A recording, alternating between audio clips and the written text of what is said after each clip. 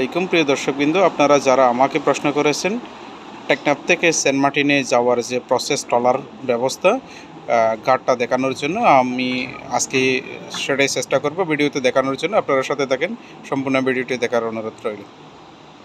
চলেন ভিডিওটা দেখে আসি। তারা এখন যে ভিডিওটি দেখছেন সেটি হচ্ছে টেকনাফ গোলচত্বর থেকে যেভাবে সেন্ট মার্টিন ঘাটে যাওয়া হয় সেটি দেখতে পাচ্ছেন।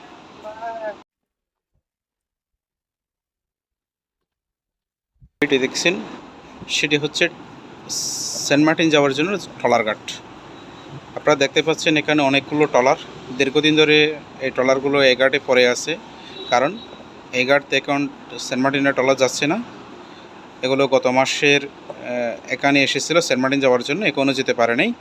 এই জন্য টেকনাফে ট্রলারগুলো থেকে গেছে। টেকনাফ ঘাটে যে মানুষগুলো দেখতেছেন এগুলো হচ্ছে ট্রলারের মানুষ, যারা ট্রলারগুলো পাহারা দিচ্ছে এতদিন ধরে। আপনারা এখন যে ভিডিওটি দেখছেন সেটি হচ্ছে সেন্ট মার্টিন যাওয়ার জন্য টেকনাফের ঘাটের অপোজিটে বা ফারাফারের যে ব্রিজটা আছে সেই ব্রিজটাই দেখতে পাচ্ছেন। ব্রিজের উপর থেকে আমি আপনাদেরকে সম্পূর্ণ ভিডিওগুলো দেখানোর জন্য চেষ্টা করছি। কাইকলি ফারার নদী বলা হয়, এটি নাপ নদীর সাথে মিলিত। এই যে এই ঘাট থেকে, এটি হচ্ছে কাইকলি পাড়া ঘাট। এই ঘাট থেকে সেন্ট মার্টিনের উদ্দেশ্যে এখান থেকে ট্রলারগুলো রওনা করে নাপ নদী দিয়ে সেন্ট মার্টিন যায়। এই ভিডিও দেখার জন্য আপনারা চ্যানেলটি সাবস্ক্রাইবার করে রাখবেন, পাশের বেল আইকনটি বাজিয়ে রাখবেন, যেন আমি ভিডিও দেওয়ার সাথে সাথে আপনার কাছে নোটিফিকেশন চলে যায়।